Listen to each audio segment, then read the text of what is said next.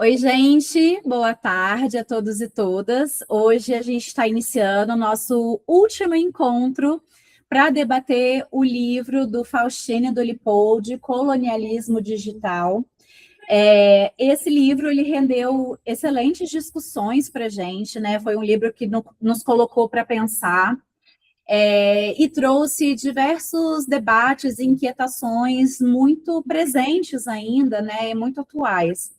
E hoje, finalizando, né, a gente tem o nosso colega Diogo, que vai trazer algumas reflexões aí sobre essa terceira parte, que é a descolonização dos horizontes tecnológicos. Então, com essa fala do Diogo, a gente finaliza esse livro, né?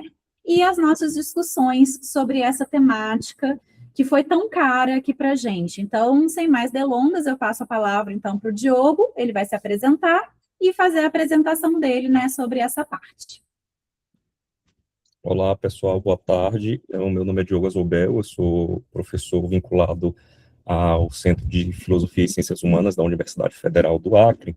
E aí eu estruturei essa fala como um diálogo mesmo, até mesmo para a gente retomar, já que é a finalização do livro, retomar o que foi discutido anteriormente. Então, muitas e muitos colegas que já apresentaram, se não todos, estão aqui conosco hoje. E aí, conforme eu for avançando nesse primeiro momento de retomada, por favor, se vocês quiserem intervir, me avisem. Eu acabei fechando aqui o meu retorno de vídeo para ver se o computador não trava nem nada, baseado nas nossas outras apresentações.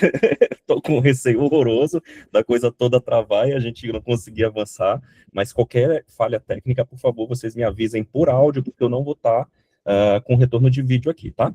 Então, nesse primeiro eixo do livro, a gente discutiu a ideia de colonialismo digital partindo de um entendimento desse conceito não como uma metáfora, mas como uma fase contínua, um desdobramento do próprio desenvolvimento capitalista. E aí os autores colocam para a gente o convite para resgatar as teorias de Franz Fanon e de Karl Marx, a fim de demonstrar que a universalização do capital ela só foi possível diante de um processo de colonização. E aí aqui a gente está, talvez, essa colonização pudesse vir, entre aspas, não sei se vocês concordam, porque já não é o processo de colonização de espaços geográficos, mas de espaços virtuais, talvez, de espaços que não mais se circunscrevem como territórios, como países, como nações.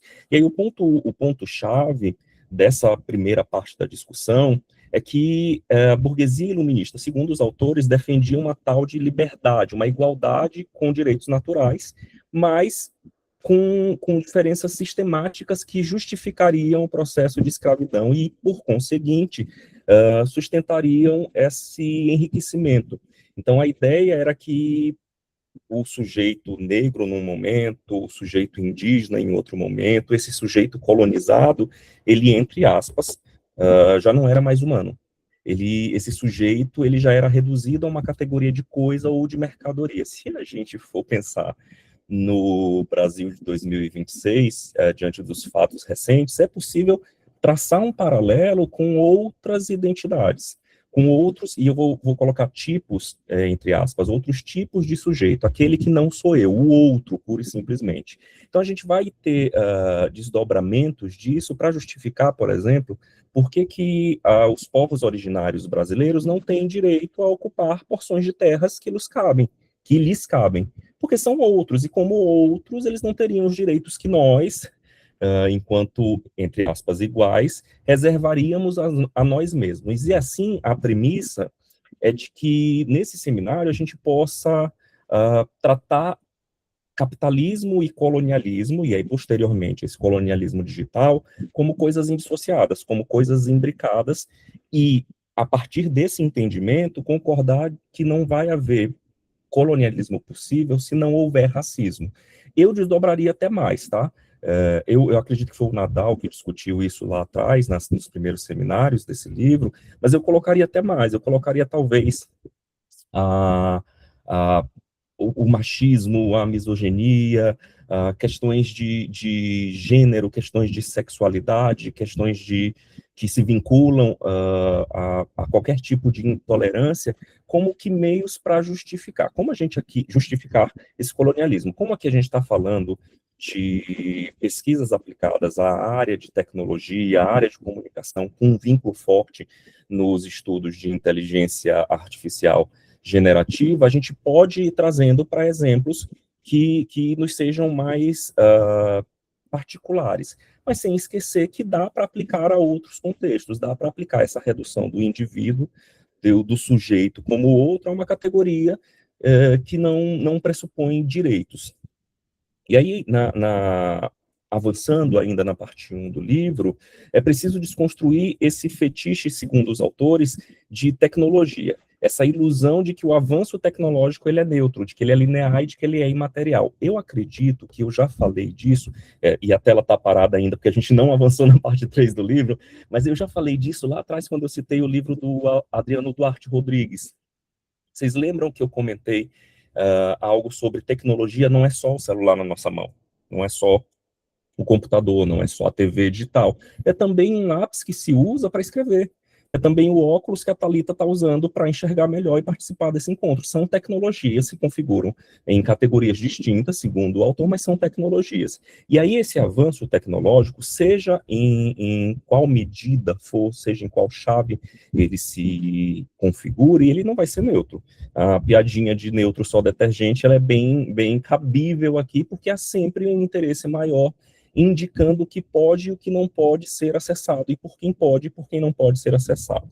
E aí a ideia de uma nuvem que seria inatingível, uma nuvem que depende de cabos de fibra óptica, cortando os oceanos, data centers gigantescas, para possibilitar dispositivos técnicos cada vez menores nas nossas mãos, a mineração de minérios essenciais, consequente exploração de países como o Brasil, em que são extraídos com violência, em que são extraídos a partir de um trabalho subvalorizado e bastante explorado, ela obedece a leis de física e de geopolítica.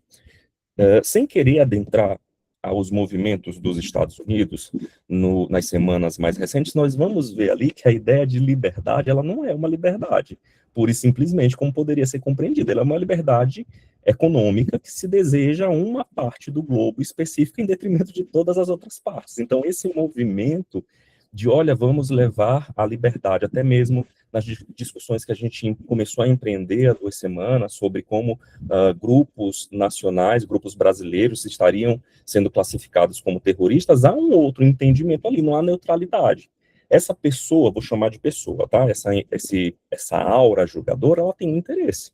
Seja ele qual for, se desdobrando como se desdobra de maneiras diferentes em países da América Latina, em outras nações, mas há sempre um interesse ali que seria uma acumulação. O que a gente está discutindo aqui, essa acumulação, ela se dá em relação aos dados, uma vez que esse colonialismo, ele extrai uma nova matéria-prima. Ela se coloca na nossa vida configurando mesmo os nossos momentos de ócio, reconfigurando mesmo a nossa relação com os dispositivos técnicos, reconfigurando mesmo as nossas relações com semelhantes. Então, se a gente for pensar, o uso do celular cada vez mais massificado dentro e fora da sala de aula, o dumb scrolling da vida, em que a gente, o que você está fazendo? Eu estou tentando relaxar. Não estou relaxando, eu estou consumindo ali, eu estou utilizando o meu ócio, talvez com a falsa percepção de que eu sou livre para fazer isso, mas a partir do determinismo que foi imposto ali, há uma determinação de que eu use o meu tempo para fazer isso. Quando eu vou assistir uma série num provedor X ou Y, que ela é feita a partir de dados massificados e que ela tenta resgatar elementos do final da década de 80, do começo da década de 90, para falar diretamente com as minhas memórias afetivas, eu estou participando dessa rede, eu estou recebendo essa rede. Eu teria que pensar mais, confesso, e aí vocês podem me ajudar, por favor, se isso se adapta a uma nova configuração da teoria das balas mágicas, que a gente aprende lá no primeiro semestre dos estudos de comunicação, e não só de jornalismo, porque eu fiz Universidade Federal do Maranhão, a graduação, e antes de fazer jornalismo eu fiz rádio e TV, então era uma disciplina que ela era comum, a rádio e TV, a jornalismo e a relações públicas, e todo mundo tinha que passar por essa aula, para entender como é que se configuram as teorias da comunicação, e mesmo problematizar essas teorias no mundo de hoje. Então, pensar se há ali um certo paralelo possível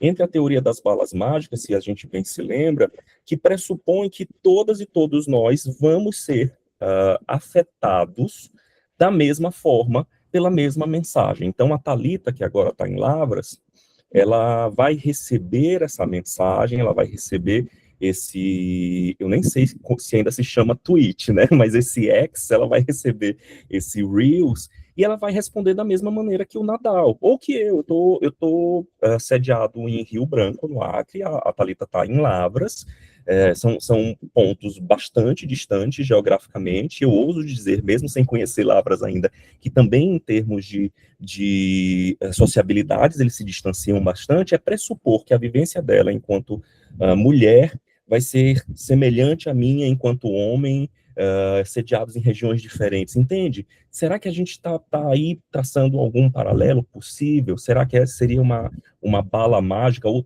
teoria do balde, porque o balde a gente vira com água, molha todo mundo igualmente, né? De uma outra perspectiva, diga, Thalita.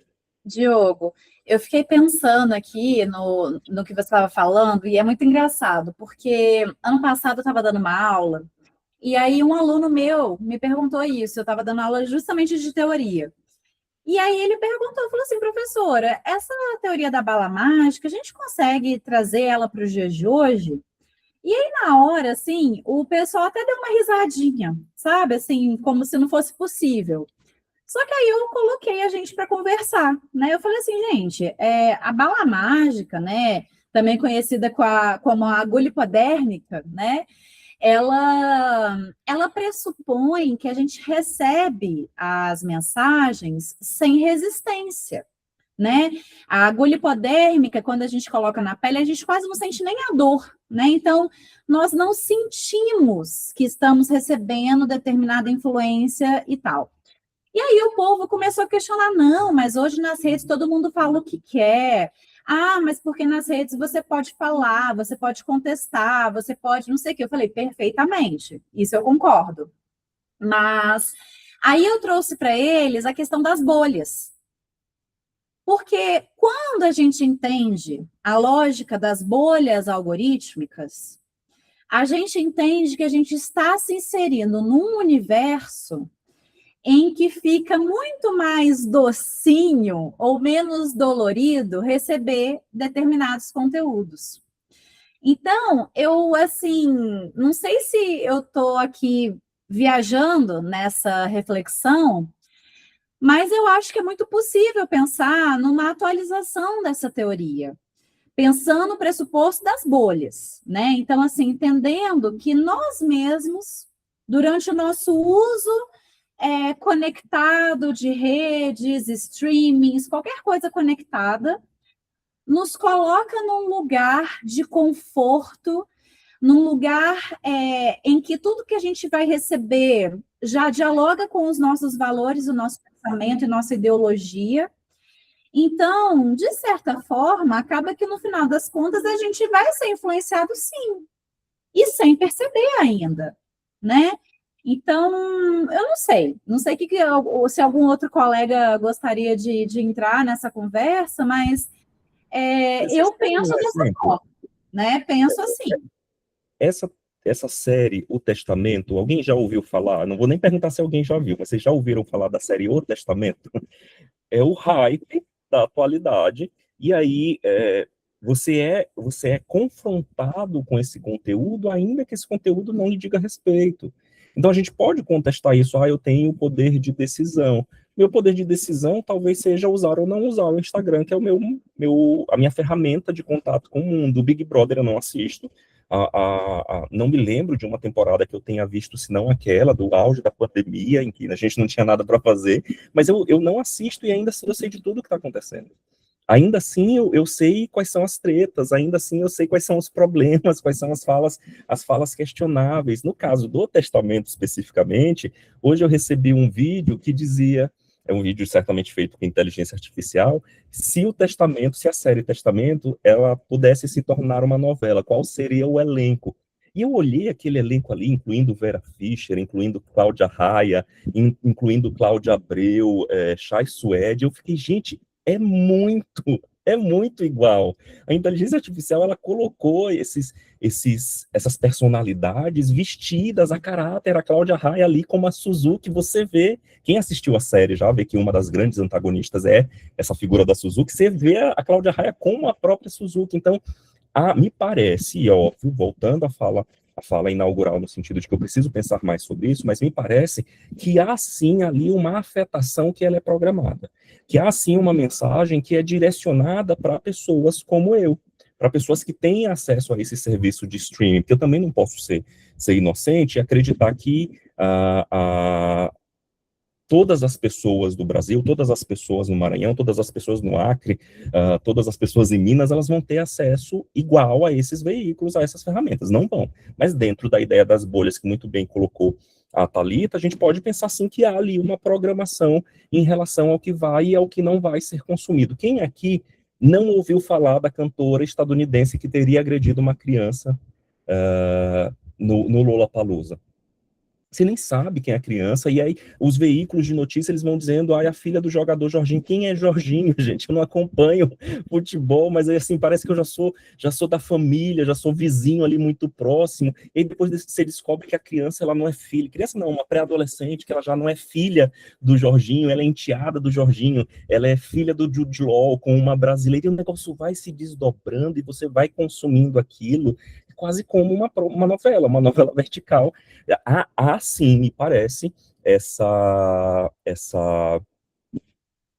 programação, se é que eu posso falar assim, essa articulação do que deve e do que não deve ser consumido. O que nos leva à discussão de psicopolítica, de necropolítica e de racialização digital, no sentido de que, voltando à ideia do outro, eu estabeleço uma leitura, estou tentando dizer isso de uma maneira não tão impactante, mas me ajuda a construir a imagem do que é e do que não é aceitável. Tem um vídeo do Porta dos Fundos que seria o fechamento de um jornal impresso, seria uma redação, e aí nessa redação se está discutindo o fechamento da próxima edição. E aí os personagens, eles vão falando, houve um acidente, aonde? Na Rocinha, quantas pessoas? 30 pessoas. Aí o editor-chefe vira assim, não, ainda não é capa. E aí as coisas, elas vão diminuindo de um jeito, escalonando de outro, diminuindo no sentido de pensar os critérios de noticiabilidade, entre eles o impacto numérico daquele evento específico. E aí se chega, houve um assalto no Leblon. O que houve? Levou uma facada. Era branco, isso é capa. Então você ali estabelece, é óbvio, uma anedota que de certo, guarda a relação com a realidade, não que a gente faça isso nas redações de jornal, mas no sentido de valorizar mais fatos em detrimento de outro. A gente valoriza mais um fato que acontece aqui na proximidade onde eu me coloco, na proximidade geográfica, do que outro que acontece ali mais distante. Mas eu tive um acidente, teoria do jornalismo, eu tive um acidente envolvendo 30 pessoas, 30, sei lá, 30 estudantes, 30 técnicos da Universidade XYZ, e tive um outro acidente envolvendo um ministro de Estado. Aí você coloca um outro critério, que é o critério da personalidade. Esse sujeito, ele representa um impacto, não sei nem se eu posso falar desse jeito, e Felipe Pena que me perdoe, porque certamente eu estou usando os termos equivocados, mas esse impacto desse ministro de Estado sofrendo um acidente, ele seria maior, que o ministro de Estado, ele se coloca diante da nação de uma maneira ali paritária, ao passo que os alunos, esses 30 alunos da Universidade XYZ, certamente eles têm suas existências valoradas, mas não de forma a alcançar, a provocar, a afetar a nação inteira, percebem? Faz sentido até aqui? A gente tem aí momentos em que isso transborda, a gente tem uma lógica de subversão, volta e meia,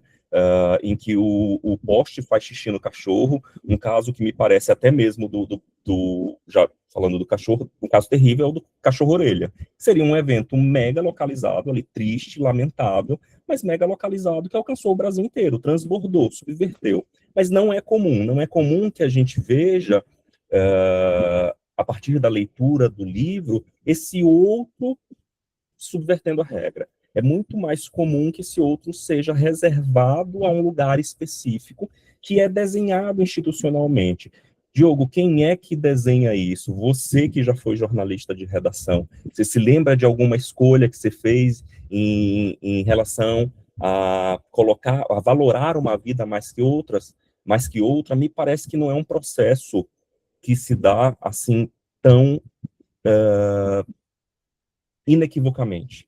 A gente faz, nós, enquanto sujeitos da comunicação, nós, enquanto sujeitos jornalísticos, nós nos colocamos num coletivo, nós nos colocamos dentro da lógica de um campo, segundo Bourdieu, um campo de embates que tem regras próprias, e essas regras, elas vão ditando os nossos comportamentos, ainda que nós não percebamos isso.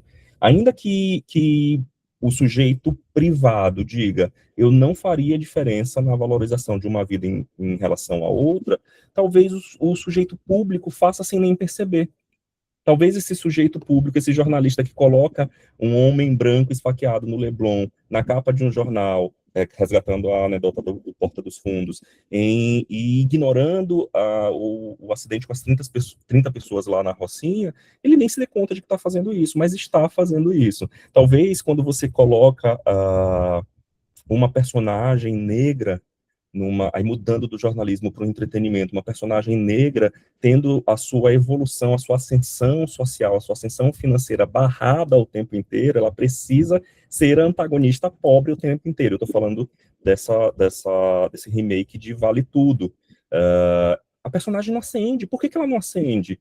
Aí você vai conversar com a autora, ela certamente vai dizer, não, eu não sou racista. Mas por que ela não acende, gente? Porque todo tempo ela está sendo puxada para baixo ali um sistema, uma articulação complexa de engrenagens de que nós somos uma ínfima parte. E fazer essa discussão é muito importante para que a gente possa pensar as nossas escolhas dentro desses microcosmos, no desejo de que essas escolhas elas possam reverberar em coisas maiores.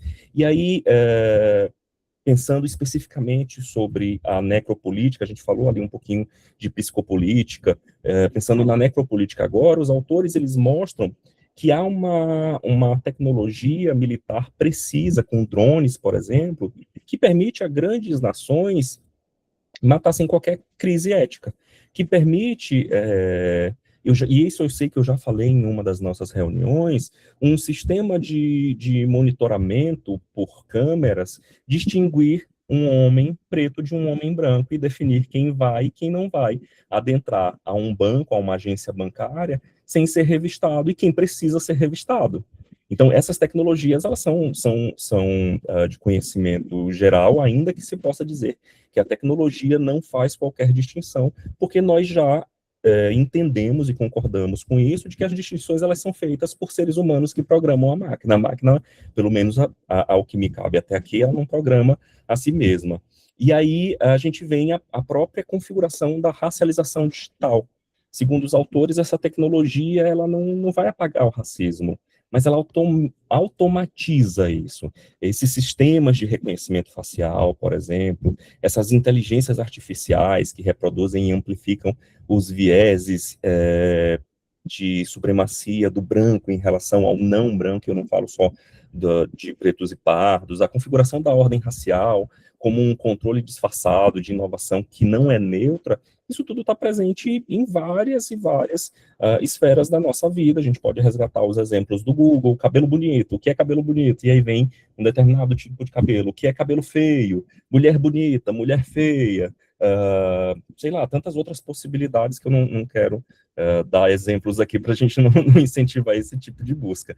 Aí a gente vem propriamente na parte 3 do livro, a partir da consolidação desse entendimento de que há um atendimento a desígnios do próprio capitalismo, do imperialismo, de uma hierarquização estrutural de grupos em relação a outros, os autores passam a tecer uma crítica ao que eles chamam de ideologia californiana, que é compreender por que a utopia do Vale do Silício ela fracassou. E ela se torna não mais uma utopia pura e simples, mas uma distopia de vigilância. E aí eles vão criticar o pardo desse, entre aspas, nerd branco. Eles avançam ainda, e a gente vai ver isso em detalhes nas próximas lâminas, eu vou começar a passar para a gente aqui, uma articulação, eles vêm na articulação com os escritos de Frantz Fanon, que mostra que os argelinos, na luta de independência, não recusaram a tecnologia rádio, mas trouxeram esse rádio, se apropriaram desse rádio como arma de resistência, até uma prática de descolonização da tecnologia. Então, esses são os pontos de resgate do que a gente discutiu até aqui. Eu vou parar um pouquinho para voltar para a câmera, ver se alguém quer somar com a gente, aí a gente passa à parte 3 do livro propriamente. Ô, Diogo, eu tinha deixado aqui nos comentários que tudo que você falou, o Muniz Sodré já falava em narração do fato, né? Então, e eu acho também, me veio à cabeça aqui uma segunda autora, que é a Fabiana Moraes, que vai falar justamente sobre essa descolonização do jornalismo, né? Então, como que é importante quando a gente lança esse olhar especificamente para a mídia, por exemplo, o quanto que ela também contribui para tudo isso que você acabou de dizer, né? Então, eu acho que me vieram na cabeça esses dois autores, assim, que eu queria compartilhar, e a Adriana levantou a mão também. Uma provocação muito rapidamente, né? Essa questão da agulha hipodérmica, eu acredito que ela esteja presente no nosso dia a dia, sim, ideologicamente, politicamente, economicamente. Vamos citar o caso de Israel, né? Hoje, a questão da Tabata Amaral, essa loucura, esse absurdo desse projeto de lei que quer culpabilizar, né, e defender uma minoria, e a questão do fechamento em plena semana da Páscoa da Igreja do Santo Sepulcro, que é um dos únicos espaços de Jerusalém que não pertence a todo mundo, pertence a todos os povos, a todas as religiões e a todas as culturas. Então, quando a gente vai lendo esses posts no Instagram, eu, por exemplo, como jornalista, eu sempre me posiciono, claro que tem o meu discurso de esquerda, mas também para tentar quebrar essa agulha, entendeu? Para que essa informação engessada não seja colocada dentro da gente. É uma luta política isso. E o que eu vejo hoje, as pessoas xingam, eu fui xingada assim de uma forma absurda, desde mentirosa, incompetente, mulherzinha, jornalista entre aspas, né? Que jornalista entre aspas é horrível, é um xingamento para mim. Isso eu ouvia muito na pandemia, a gente está vendo agora, de pessoas que dizem, você não sabe ler 2 parágrafos, aí você vai ler e a pessoa não entendeu nada do que ela estava lendo e xinga que você não entendeu. Aí você vai no perfil da pessoa e é aquele perfil que tem o Instagram, mas não tem nenhum post. Então as pessoas estão blindadas, ou é um bot, ou é uma pessoa que está cada vez mais na moda, né? Você está no Instagram, mas você não está no Instagram. Você é uma pessoa, você é um policial, você é uma dona de casa, você é uma professora, mas você não tem nenhum post ali. Então, esse debate que o Diogo trouxe, eu acho que é extremamente pertinente. A gente está vivendo isso sim, eu acredito. Mais alguém? Fazendo que nem os alunos. Alguém quer falar? Se ninguém decidir falar, eu mesmo escolho, pego a lista de chamada aqui e indico aleatoriamente. Que horror, né? Mas quem nunca? Especificamente sobre... Obrigado, Dri, obrigado, Thalita. Especificamente sobre a parte 3, a gente consegue ir traçando paralelos com o que os autores trazem para a gente, no sentido de que há, sim, um processo de resistência. Eu não sei se isso seria do interesse do grupo, desenvolver algo num ano de eleições, desenvolver uma reflexão sobre essa, que parece bastante pertinente num ano como o nosso, porque o processo já começou, né? Então, ser jornalista, entre aspas, vai ser o de menos, Adriana. Aí você vai ser chamada de tudo. Qualquer posicionamento que interfira nessa agenda que está desenhada para nós, qualquer posicionamento que se coloque contra o que foi pensado do que é ser um professor, do que é ser uma pesquisadora, vai congregar reações, congregar reações nem sempre contidas. Muitas vezes o que a gente vai ver ali são ataques puros e simplesmente não às nossas ideias, mas à nossa natureza. Então, no meu caso, pensar, sei lá, nordestino, No meu caso foi mulherzinha, né? Qualquer coisa que faça parte da identidade de quem nós somos com o intuito de nos afetar. Mas não vão conseguir, porque sim, eu sou nordestino. E nada que se diga nessa frente ou em outra qualquer. Esquerdista, talvez eu seja, da maneira como a coisa se coloca, sim, talvez eu seja. Nessa configuração, isso não vai me afetar. Agora, se a gente tiver disposição para discutir ideias, talvez a gente encontre um caminho comum ali. Diga, Patrícia, por favor. Paty, a gente não está te ouvindo. Pronto, agora sim. Agora sim. Eu vou falar uma coisa que eu não devia falar, mas eu não estou me aguentando. Ouvindo a Adri, eu fiquei refletindo, né, sobre essa questão de todo mundo compartilha ou discute, né, que ela recebe muito xingamento, é desvalorizada, ela e milhares e milhares de pessoas, né. Isso porque as plataformas, as redes sociais é lugar de todo mundo, né, ou de ninguém que seja. Então, todo mundo tem uma opinião, todo mundo tem certezas absolutas, e isso é insuportável.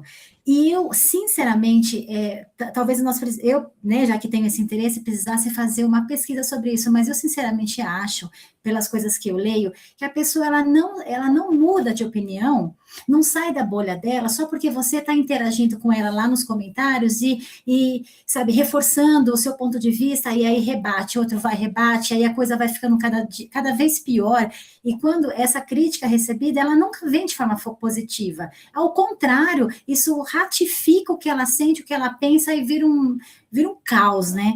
Então, eu tomei um posicionamento, e a Adri já me conhece, ela sabe que eu sou assim, eu não me posiciono com relação à política, porque eu não quero, porque, primeiro, eu acho que você tem que ter uma conduta, uma postura na sua vida pessoal, particular, que está para além dessas questões de ficar, sabe, discutindo que é super importante, principalmente para vocês que são jornalistas, vocês fazem isso com muito mais autoridade, mas, assim, se fossem só as pessoas que têm, né, têm condições de falar, que têm autoridade, que têm conhecimento, aí sim. Agora todo mundo fala tudo o tempo todo, você não sobra nada. Então, eu fico aqui pensando, né, um lugar de discussão, não é de discussão, assim, no sentido de reflexão de ideias e de crescimento mesmo, né, não é nas redes sociais, sei lá, no Instagram, seja onde for, é aqui, mas aqui é a nossa bolha,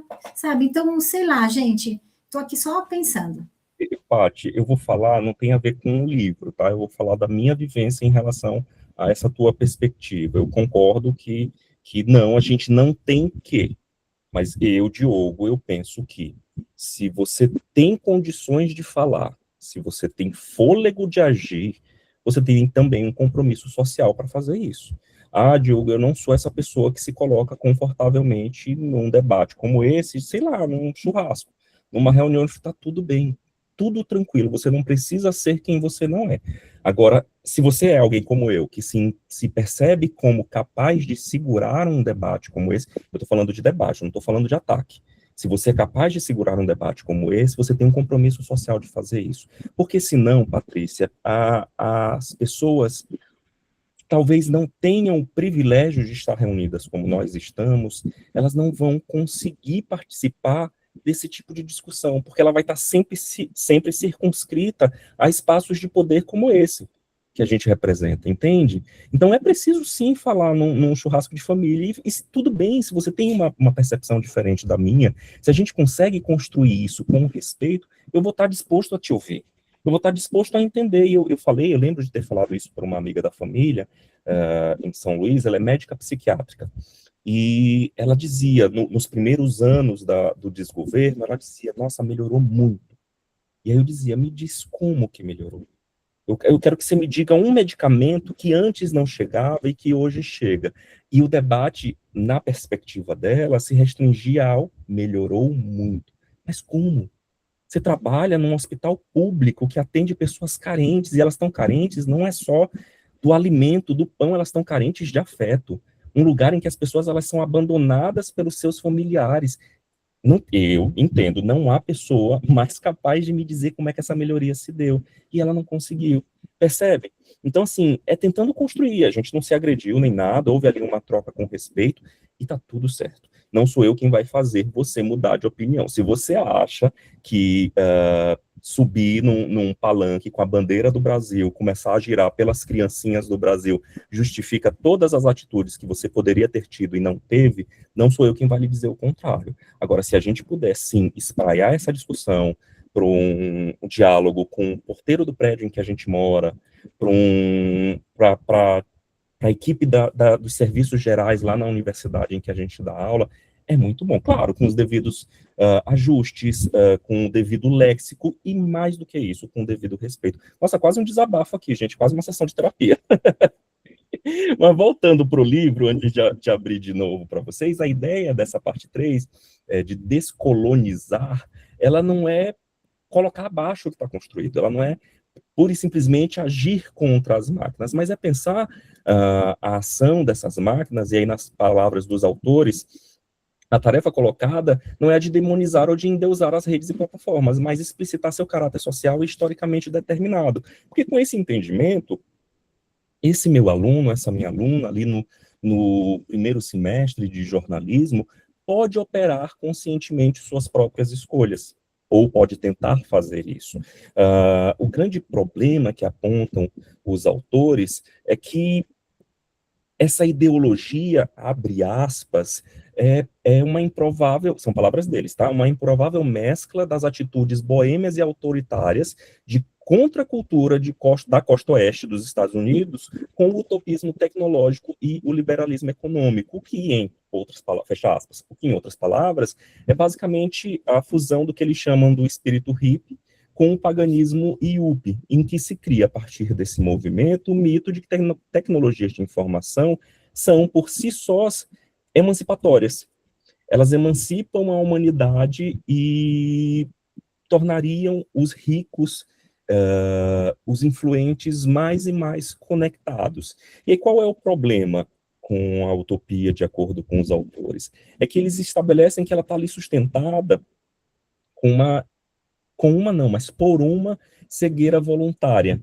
Abre aspas. Frente a outras e muito menos positivas, características da vida na costa oeste, o racismo, a pobreza e a degradação do meio ambiente, eles colocam essa ideologia como que com um desdobramento.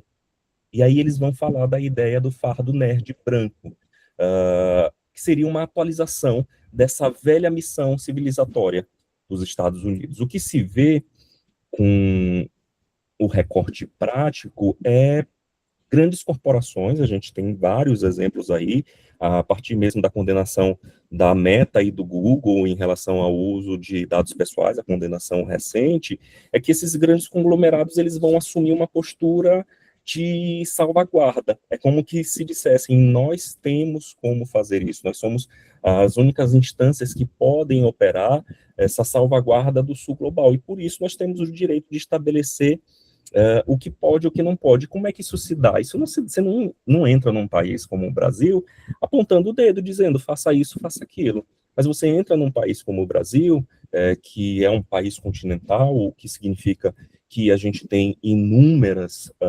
desigualdades. Você entra numa região como a região norte, oferecendo sinal de internet por satélite gratuitamente para escolas.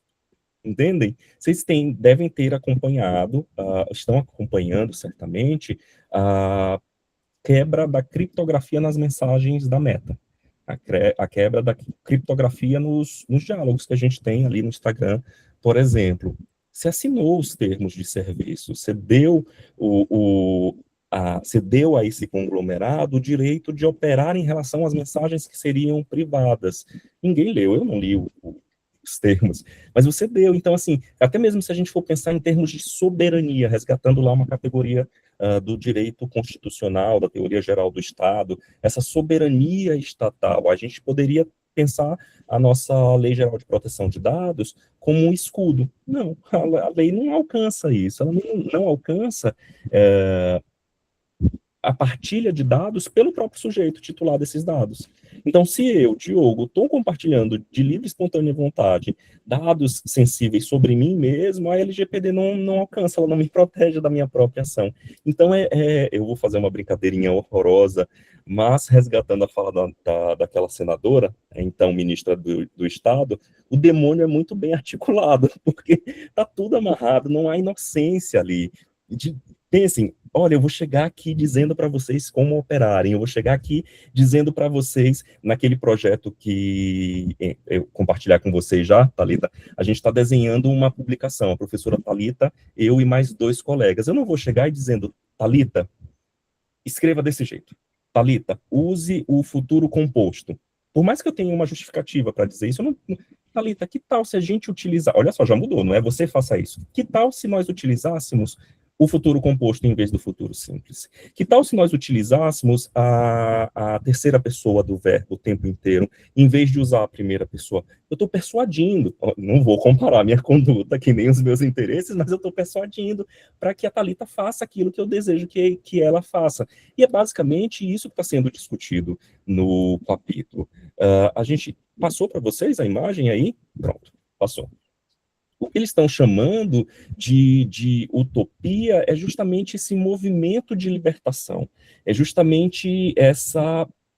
Será que eu posso usar a desconstrução da ideia de aldeia global para avançar na construção de que, de alguma maneira, o objetivo real não é conectar pessoas desconectadas. O meu objetivo real não é levar a internet pura e simplesmente para amazônidas, para estudantes de baixa renda lá no meio da região norte do Brasil, mas é expandir significativamente os meus territórios, as minhas propriedades, é alcançar o bem mais caro que se coloca na contemporaneidade, que são os dados. Eu não jogo Pokémon, eu conheço o desenho animado e sei que o desenho animado Pokémon, ele se desdobrou em inúmeros produtos e continua a se desdobrar, desde videogames a cartas de baralho, mas eu li algo sobre Nadal, por favor, eu imagino que você entenda disso. Eu li algo sobre como o Pokémon Go, eu não sei se vocês se lembram, há alguns anos as pessoas usavam o celular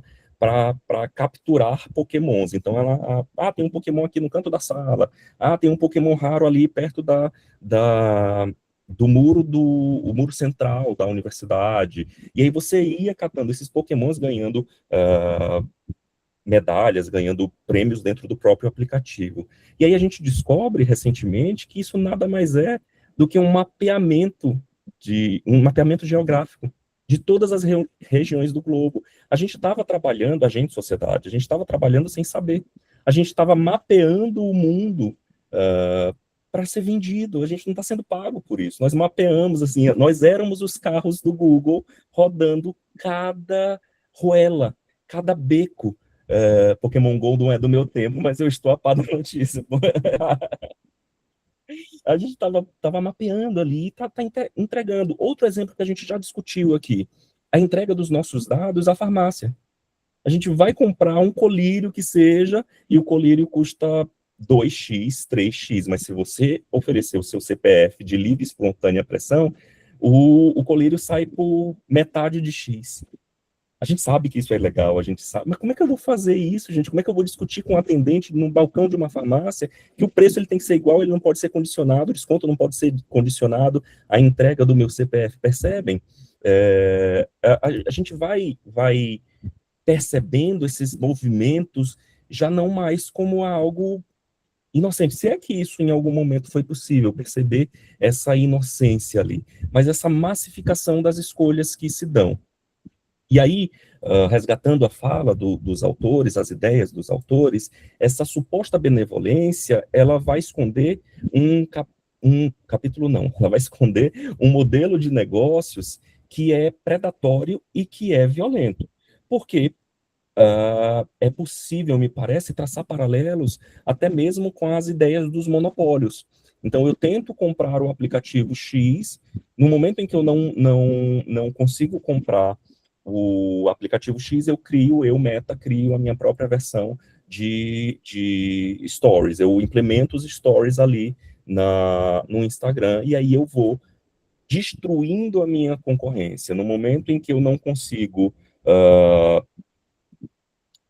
eu realmente não sei se o Elon Musk chegou a criar alguma rede antes de adquirir o Twitter e rebatizá-lo como X. Mas aí já é uma outra categoria de movimento, a categoria de eu vou, em conseguindo comprar, eu vou mobilizar esse recurso para os meus próprios interesses. E aí eu já não tenho a necessidade de fazer isso de uma maneira comedida. Eu posso escancarar pura e simplesmente, eu posso destituir seres humanos de suas humanidades, eu posso defender genocídios e não responder por isso. Entendem? A gente vai percebendo esses movimentos com maior clareza. Outro ponto interessante que os autores trazem para a gente é o que eles chamam de capitalismo de vigilância, que seria a inauguração de uma lógica de acumulação pautada na, entre aspas, conversão ou codificação em dados comportamentais da experiência humana como uma matéria-prima a ser cultivada e vendida, fecha aspas. Nada mais é do exemplo do Stranger Things, embora àquela altura eu não tenha citado o nome da série. Eu estou ali massificando a experiência humana e entregando, sobretudo no capítulo 12, um resultado que vai agradar a esses jovens da década de 80, comecinho da década de 90, eu vou conseguir resgatar. E não estou falando de teorias que já estão com a gente antes mesmo do advento da inteligência artificial, por exemplo, as teorias cíclicas da moda, em que, se alguém puder me ajudar com isso, vai ser legal, mas em que acessórios de moda, tendências de moda, elas duram uma geração, um ciclo, se eu não estou muito enganado, um ciclo de 21 anos, e a cada 21 anos esses itens, esses acessórios, essas peças, elas seriam resgatadas, elas seriam recolocadas no mercado como uma retomada do clássico. Então, eu não estou falando disso, eu estou falando, não sei se moda sazonal, Adriana, mas é a ideia do cíclico mesmo.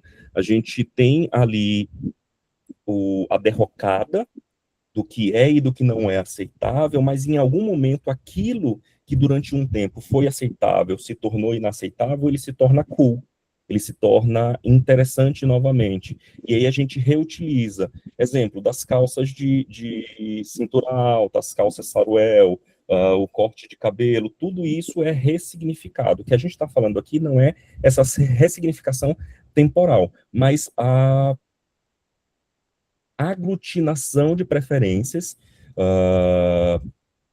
para gerar um novo produto que atenda às nossas expectativas, ainda que nós não tenhamos essas expectativas tão definidas, tão delineadas. A gente está entregando ali as nossas preferências, como no caso da quebra da criptografia, já te passo, Thalita, da criptografia da Meta, a gente está entregando de livre e espontânea vontade. Então, no momento em que deixa eu ver, eu posto que eu estou com saudade de uma tapioca, porque no Maranhão a gente não chama, grosso modo, tapioca de tapioca, a gente chama de beiju.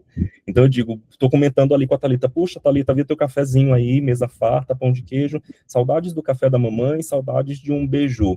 O algoritmo, ele já tem como pegar essa informação que eu, sujeito, estou entregando livremente, para me oferecer uma tapioca que se assemelha a essa experiência familiar transcendental. Diga, Thalita, por favor. Não, eu acho que, no fundo, né, tem tudo a ver com o tempo, né? Porque o tempo histórico, ele é cíclico também, né? Então, por que as coisas se repetem? Porque chega um momento que o ciclo ele começa de novo, e é aquele momento que a gente fala que as pessoas não têm mais a memória, né? Então, eu acho que tem a ver com o tempo, né? É o tempo de uso. Quanto mais tempo eles te segurarem num determinado aplicativo, melhor. Quanto mais tempo você ficar no joguinho lá do Pokémon, melhor, né? E eu acho que aí entra muito nessa ideia, o que o Adriano colocou de vintage, né? Agora é chique você voltar a usar. Eu vi isso outro dia. Tá virando moda entre principalmente a geração Z, e a geração depois deles, que é a Alpha, não lembro agora. Mas virou moda voltar a usar fone de ouvido com fio, porque você monta um look para aparecer o fio do fone, né? É uma coisa muito louca, gente.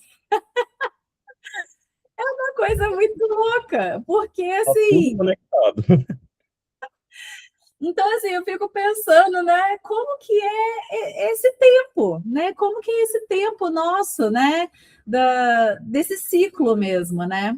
E aí, né, se o pessoal quiser participar também, até porque, né, Diogo, a gente tem 15 minutinhos a mais aí de discussão, porque a está sendo Se tão não boa deixar, demais, né? Mas é só para quem quiser também participar, né? Usar esses minutinhos finais aí para falar alguma coisa, né? Para a gente não avançar muito no nosso horário. Então, para a gente se organizar nessa forma também. Mas eu tinha que fazer esse comentário do Fone.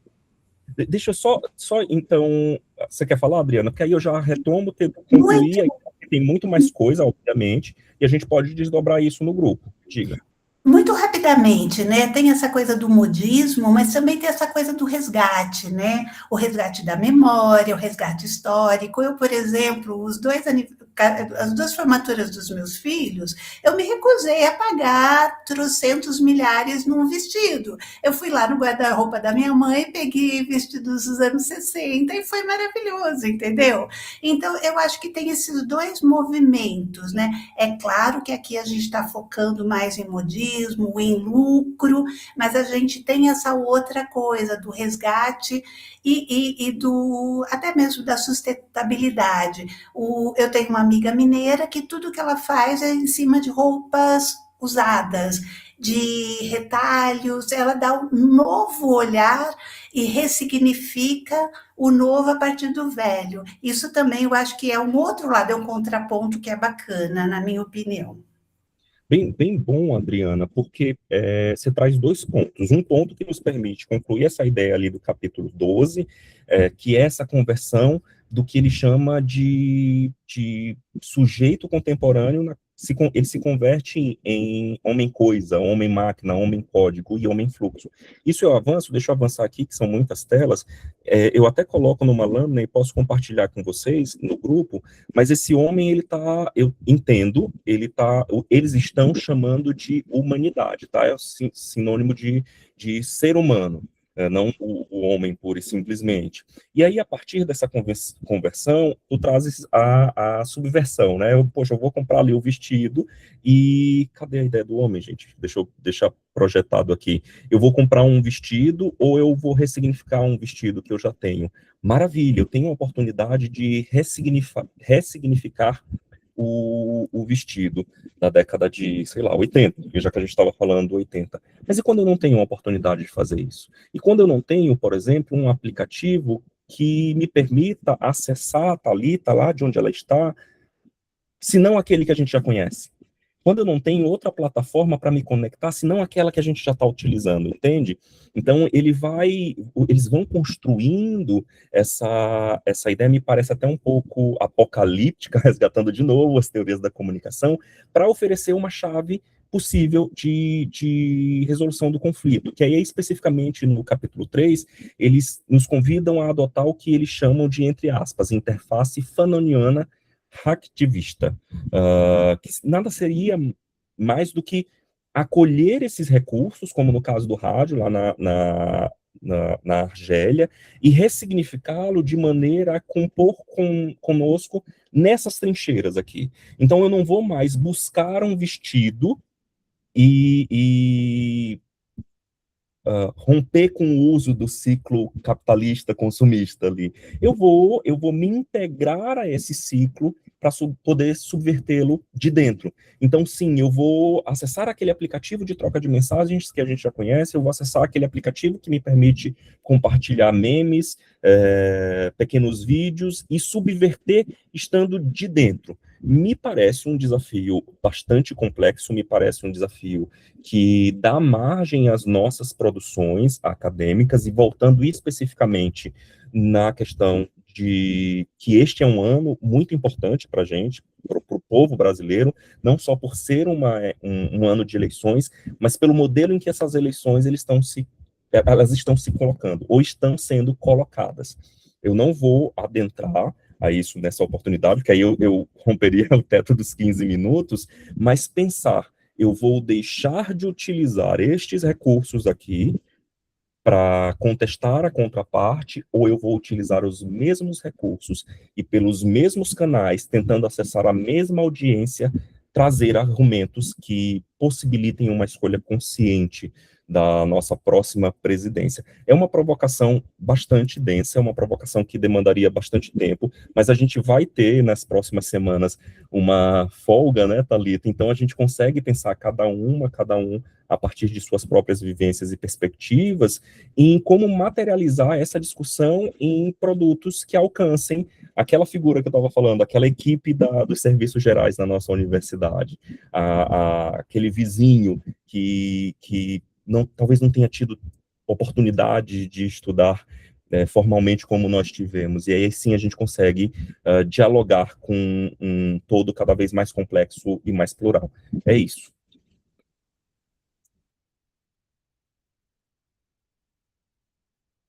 Diogo, muito obrigada pela sua fala. Nossa, tanto Dani quanto Ana tiveram que sair um pouquinho mais cedo, mas deixaram aqui assim, ai, que pena que eu tô saindo, porque tá muito legal, né? Fechamentos, assim, de discussões sempre são muito importantes, e eu acho que, querendo ou não, né, a gente dá conta de cada vez mais estabelecendo esse pensamento crítico, né? Eu acho que essas discussões, elas nos fortalecem, elas nos instigam, elas nos provocam, né? E eu acho que é assim que a gente vai se desenvolvendo como ser humano, como professor, como pesquisador, como profissionais, né, do mercado. Então, que bom que a gente teve essa chance e essa oportunidade. Bom, e antes de encerrar, né, e fazer a nossa famosa foto, né, para o nosso álbum, eu queria deixar um convite aqui para aqueles que nos acompanham pelo YouTube, né? Ainda temos uma audiência pequenina lá, mas aqueles que já estão nos acompanhando pelo YouTube, deixo aqui o convite para a nossa próxima discussão, que vai acontecer mais para o finalzinho de abril. A gente vai colocar isso tudo no nosso Instagram também, mas já deixo aqui um convite, né, para a discussão do nosso próximo livro, que se chama A Seta do Tempo. É um livro da professora Ana Regina Rego, e ele tem como subtítulo Plataformas, Inteligência Artificial e Desinformação. Esse livro da professora Ana Regina é uma coletânea de pequenos textos que se subdividem em alguns temas.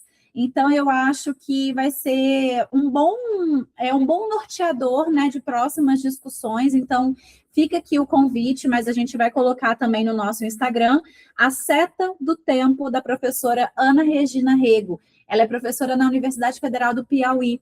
É uma pesquisadora muito reconhecida dentro do campo da comunicação, e ela tem feito produções muito legais a respeito desse tema. Então, vai ser uma discussão bem bacana, né? E eu acho que vale a pena ler também, né? Agora que a gente passou por esses dois autores homens, né? Trazer uma pesquisadora mulher também para a gente apresentar aqui para todo mundo, não é? Então, fica aqui o convite, mas a gente vai colocar tudo direitinho no nosso Instagram. E para a gente não perder o nosso hábito, né? Eu já vi que está todo mundo com a câmerazinha aberta. Não sei se a Ana consegue, a Ana Carolina, né, tadinha, que ela fica sempre no estágio. Então, ela às vezes consegue, às vezes não consegue abrir a câmera dela. Mas para a gente fazer essa foto desse último ciclo, deixa eu preparar aqui. 1, 2, 3. Hoje eu não consigo. Não tem problema, Ana. Tá tudo certo. Ai, eu até cliquei que você queria. Não tem problema, não, Ana. A gente sabe que você fica aí fazendo uns pequenos malabarismos, né, para conseguir acompanhar aqui junto com a gente. Espera aí que eu ter que preparar de novo. Aí. 1, 2, 3 e... Aí, agora foi. Gente, muito obrigada, uma ótima semana. A gente se reencontra depois desse curto recesso aí de feriado também. E sobre a próxima leitura também a gente divulga no nosso Instagram e a gente vai, né, entre nós aqui conversando lá no nosso grupo internamente. Diogo, mais uma vez, muito obrigada pela apresentação. E espero, né, que a discussão do livro tenha enriquecido, né, e tenha deixado a gente até com mais inquietações, né, porque é para isso que serve esse grupo. Um beijo grande. Ótima semana para todo mundo, gente. Tchau, tchau.